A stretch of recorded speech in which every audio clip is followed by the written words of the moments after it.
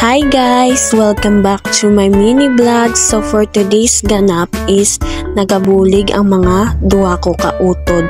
Sila ang nagasag-ob sang inumon namon guys. Amo na sila kabuot. Kay syempre ginamotivate na namon sila habang gamay pa sila. Kay nangan kabalo na sila. Kag amo man ini si Roberto guys, nagabisak siya sang kahoy.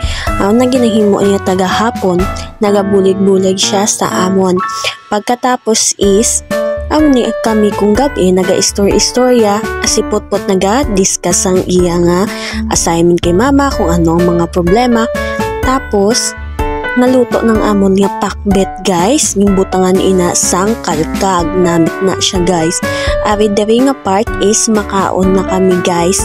So subong lang gid ko na nakapag-edit di guys kay nang ginatonsel ko hasta subong gimpilit ko lang, yun lang.